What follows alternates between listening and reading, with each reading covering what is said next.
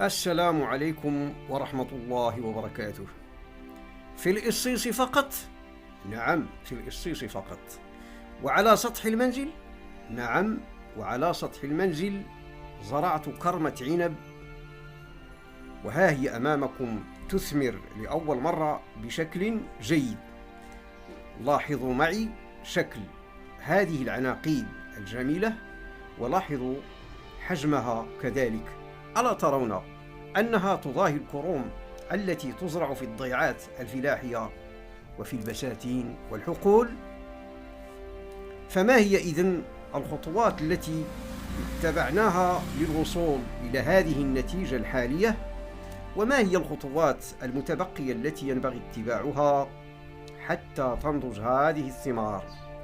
هو ما سنواكبه معكم إخوان أخوات متتبعي قناة الزراعة المنزلية فن وإبداع في هذا الفيديو وفي فيديوهات قادمة بحول الله.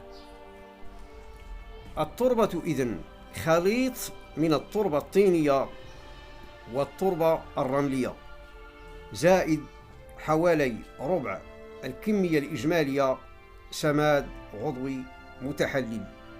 بالنسبة للري، رية واحدة يوميا، خاصة في هذه الأجواء حيث دخلنا مرحلة الأجواء الصيفية، والمعيار يبقى دائما هو اجتفاف سطح التربة ثم نري. إذا تبدلت أحوال الطقس من الحرارة إلى الاعتدال أو البرودة يمكن أن نخفض من عدد الريات. إذن أنت سيد موقفك. وأذكر بأنني قمت بتقليم هذه الشجرة تقليم التربية وليس تقليم إثمار، واخترت لها هذه القامة وهذا الشكل الذي تلاحظون. فبإمكانكم العودة إلى فيديو سابق أدرجته قبل 7 أشهر، وسأضع رابطه في صندوق الوصف. عودوا إليه لتتضح لكم العملية من البداية. علي أن أراقب الأوراق باستمرار من السطح ومن الأسفل مراقبة دقيقة، لأن الخطر الداهم في هذه المرحلة هو الأمراض الفطرية، البياض الدقيقي والبياض الزغبي، ميلديو وأيديوم. وعليه يتعين علي رش المبيدات الفطرية رشا وقائيا مرة كل أسبوعين، ويمكن كذلك رش الكبريت المكروني كإجراء وقائي وليس علاجي، دون أن ننسى الآفات الحشرية والتعامل معها في الوقت المناسب قبل فوات الأوان باستعمال مبيدات حشرية مخصصة لهذا الغرض. أما بالنسبة للتسميد فأقول لك أن شجرة العنب تحتاج كل العناصر المغذية للنباتات عبر مختلف أطوار نموها، ولكن في هذه المرحلة تكون في حاجة إلى البوتاسيوم للزيادة في حجم الثمار. هنا أنصحك باستعمال شاي الكومبوست المستخلص من بواقي الخضروات والفواكه، أعني به مخلفات المطبخ من قشور الخضروات الورقية والجذرية، وكذلك الفواكه بمختلف أنواعها.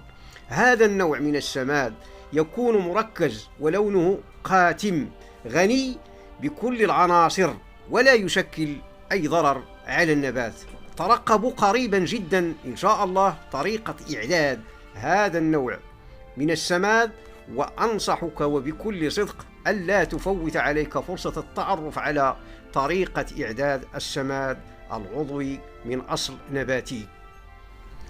سمد به مخفف بالماء بمقدار 1/10 مرة كل أسبوعين، والنتيجة ستكون إن شاء الله كما ترى أمامك. توازن منطقي بين المجموع الخضري للأوراق من جهة وعناقيد الثمار من جهة ثانية، ناهيك عن سلامة وقوة الشبكة الجذرية. عليك من ناحية أخرى أن تعتمد استراتيجية دقيقة في تقليم الأوراق وبعض البراعم الزائدة، البراعم الزائدة التي لا تحمل الثمار تقتات من الحصة المغذية للثمار مما يعرضها للضعف. كذلك من شأن هذا التقليم أن يسمح بمرور الأشعة الشمسية والهواء إلى مختلف أجزاء الشجرة مما يقلل من الإصابة بالأمراض الفطرية. لكن في نفس الوقت عليك بترك كتلة ورقية خفيفة من شأنها أن تحمي الثمار من الأشعة المباشرة، خاصة ونحن في فصل الصيف. ترقبوا المزيد من الإرشادات الزراعية على قناتنا الزراعة المنزلية فن وإبداع، وشكرا على حسن الإصغاء، والسلام عليكم ورحمة الله.